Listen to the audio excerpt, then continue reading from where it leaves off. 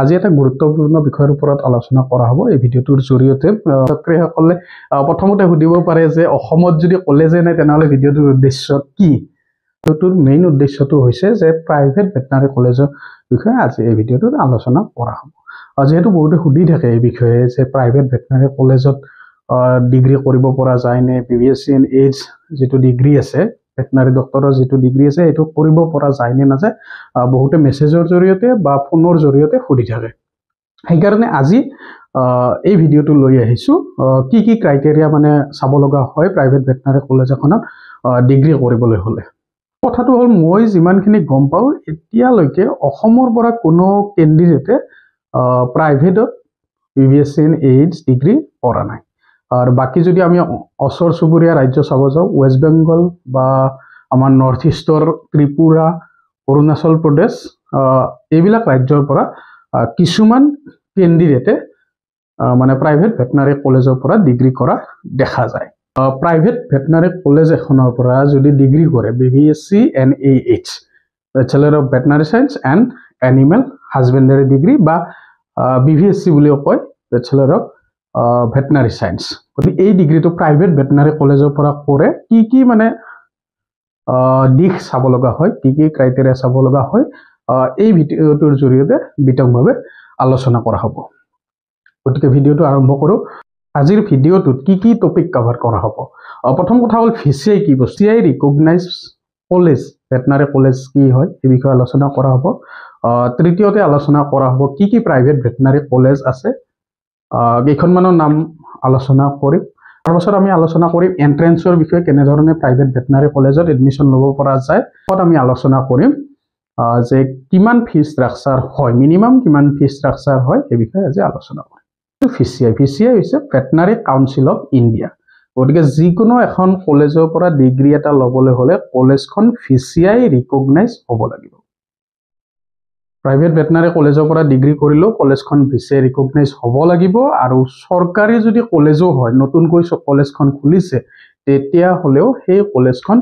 VCI recognise হলেহে ডিগ্ৰীটো valid হ'ব VCI ৰিকগনাইজ কলেজ বিলাক আমি কেনে ধৰণে গম পাম যেতিয়া এপ্লাই দিয়ে তেতিয়া VCI ৱেবসাইটত লিষ্ট বিলাক আহি যায় কোন কেইখন কলেজ VCI ৰিকগনাইজ কলেজ হয় কিমান আৰু তাতে কিছুমান টেম্পৰাৰী ৰিকগনাইজ কলেজ ৰাখে মানে 1 বছৰ বা 2 বছৰৰ কাৰণে ৰিকগনাইজেচন দিয়ে বহুতে সুধি থাকে যে কি প্ৰাইভেট ভেটেনাৰী কলেজ আছে গতিকে যিমান কেইখন প্ৰাইভেট ভেটেনাৰী কলেজ আছে গোটেইবিলাক কভাৰ কৰাটো পসিবল নহয় তথাপিতো কেইখনমান কলেজৰ নাম কৈছো যেহেতু ভিডিঅ'টো বিশেষকৈ অসমীয়াত বনাই থকা হৈছে অসমীয়া ছাত্ৰ ছাত্ৰীসকলে প্ৰথমতে সুধিব পাৰে যে অসমত যদি কলেজে নাই তেনেহলে ভিডিঅ'টোৰ উদ্দেশ্য কি অসমত কোনো ধৰণৰ প্ৰাইভেট ভেটেনাৰী কলেজ নাই গভৰ্ণমেণ্ট ভেটেনাৰী কলেজ দুখন আছে এখন আছে খানাপাৰাত college of veterinary science Khanapara আৰু এখন হৈছে Lakhimpur college of veterinary science ইয়াৰ মাজত কিছুমান অভিভাৱকে ফোন কৰে বা মেসেজত সুধে যে প্ৰাইভেট ভেটেনাৰী কাৰণ মই যেহেতু প্ৰাইভেট ভেটেনাৰী কলেজৰ লগত জড়িত আছিলো 1.5 বছৰে আছিলো প্ৰাইভেট ভেটেনাৰী কলেজত গতিকে বহুতে ফোন কৰি সুধে বা মেসেজ কৰি সুধে যে প্ৰাইভেট ভেটেনাৰী কলেজত এডমিশন ল'ব পৰা যায় নে না যায় বা কেনে ধৰণৰ প্ৰসেস এইবিলাক সুধে সেই কাৰণে এই ভিডিঅ'টো বনোৱা হৈছে প্ৰথমতে কৈ দিছো অসমত কোনো ধৰণৰ প্ৰাইভেট ভেটেনাৰী কলেজ নাই বা বাকি আমাৰ নৰ্থ ইষ্টৰ চাব গলে নৰ্থ ইষ্টতো প্ৰাইভেট ভেটেনাৰী কলেজ নাই যিখন আছে গভৰ্ণমেণ্ট ভেটেনাৰী কলেজ আছে আৰু বাকি যদি বাহিৰৰ ষ্টেট বিলাকত আমি চাব যাও বাহিৰৰ ৰাজ্য বিলাকত আমি চাব যাও ৰাজস্থানত আছে হাৰিয়ানাত আছে পাঞ্জাবত আছে আৰু উৰিষ্যাতো খুলিছে এখন গতিকে তেনেকে মই জনাত এই কিখন ৰাজ্যত প্ৰাইভেট ভেটেনাৰী কলেজ আছে প্ৰাইভেট ভেটেনাৰী কলেজ কি আছে প্ৰথম কথা হ'ল VCI ৰিকগনাইজেচনটো চাব লাগিব VCI ৰিকগনাইজ হয় নে নহয় তাৰে কেইখনমান নাম মই যিমানখিনি জানো আৰু সেই হিচাপত কৈছো এখন হৈছে খালসা ভেটেনাৰী কলেজ যিখন কি পাঞ্জাবত আছে গডভাসু এফিলিয়েটেড হয় গডভাসৰ এফিলিয়েটেড কলেজ আছে RPS ভেটেনাৰী কলেজ ৰাজুৱেছৰ এফিলিয়েটেড কলেজ আছে Aravali veterinary college Apollo veterinary college MJF college of veterinary science এইখন আছে ইয়াৰ উপৰে বহুত কেইখন কলেজ আছে বি ভেটেনাৰী কলেজ আছে RR ভেটেনাৰী কলেজ আছে মহাত্মা গান্ধী ভেটেনাৰী কলেজ আছে তেনেদৰে উৰিষ্যাতো এখন আছে প্ৰাইভেট ভেটেনাৰী কলেজ এইখিনি আছে ভেটেনাৰী কলেজ গতিকে যদি কোনোবা ছাত্ৰ ছাত্ৰীয়ে এডমিশ্যন ল'ব বিচাৰে প্ৰথমতে চাব লাগিব যে কোনখন ভাল হয় আৰু ৰিকগনাইজ হয় নে নহয়, ভিচিএ ৰিকগনাইজ হয় নে নহয়, এইটো হ'ল প্ৰথম মুখ্য কাম। এতিয়া আহিছোঁ এই যিকেইখন প্ৰাইভেট ভেটেনাৰী কলেজত কেনেধৰণে এডমিশ্যন ল'ব পাৰি। এইটো হ'ল গভৰ্ণমেণ্ট ভেটেনাৰী কলেজত যদি পাই যায় চিটটো তেতিয়াহ'লে কথা নাই। আমাৰ অসমত ইউনিভাৰ্চিটিৰ পৰা এক্সাম কণ্ডাক্ট কৰে, এক্সাম এটা হয় কমন এন্ট্ৰেন্স টেষ্ট, তাৰ পাছত যি দুখন কলেজ আছে খানাপাৰা আৰু লখিমপুৰত তাত এডমিশ্যনটো হৈ যায় গভৰ্ণমেণ্ট ভেটেনাৰী কলেজত। এতিয়া কোনোবা এজন কেণ্ডিডেটে ভেটেনাৰী পঢ়িব ইচ্ছা আছে কিন্তু মানে কি গভৰ্ণমেণ্টত চান্সটো পোৱা নাই, গভৰ্ণমেণ্ট ভেটেনাৰী কলেজত 2-3বাৰ ট্ৰাই কৰিছে আৰু ফাইনেন্সিয়েলিও মানে ভাল হয় আৰু যে পেমেণ্ট চিটত এডমিশ্যন ল'ব পাৰিব, সেইসকলৰ কাৰণে কৈছোঁ যিটো নীট এক্সাম হয়, নেশ্যনেল এলিজিবিলিটি কাম এণ্ট্ৰেন্স টেষ্ট যিটো হয় সেইটো টেষ্ট দিয়া হ'ব লাগিব আৰু কোৱালিফাই কৰা হ'ব লাগিব। যদি চিট বেছিকৈ থাকি যায় ভিচিএৰ পৰা কোৱালিফাইং মাৰ্কছটো কেতিয়াবা কেতিয়াবা কমাই দিয়ে। প্ৰথমতে যদি চাব যোৱা হয় নীট কোৱালিফাই কৰা কেণ্ডিডেটসকলে এডমিশ্যন পায়, এডমিশ্যন ল'ব পাৰে প্ৰাইভেট ভেটেনাৰী কলেজত। এতিয়া আহিছোঁ ফি ষ্ট্ৰাকচাৰ। ফি ষ্ট্ৰাকচাৰ হিচাপত ক'ব গ'লে ভিচিএৰ পৰা ভেটেনাৰী কাউন্সিল অফ ইণ্ডিয়াৰ পৰা কোনো ধৰণৰ মানে ফিক্স তেনেকুৱা ফি ষ্ট্ৰাকচাৰ নাই। যিসকলে গভৰ্ণমেণ্ট মানে অল ইণ্ডিয়া কোটাৰ থ্ৰুদি প্ৰাইভেট ভেটেনাৰী কলেজত এডমিশ্যন লয় তেওঁলোকৰ অলপ ফি ষ্ট্ৰাকচাৰটো কম হয়। যিবিলাকে মেনেজমেণ্ট কোটাত এডমিশ্যন লয় তেওঁলোকৰ ফি ষ্ট্ৰাকচাৰটো বহুত বেছি হৈ যায়। এতিয়া যদি আমি এপ্ৰক্সিমেট ফিজ ক'ব যাওঁ গভৰ্ণমেণ্টখিনিত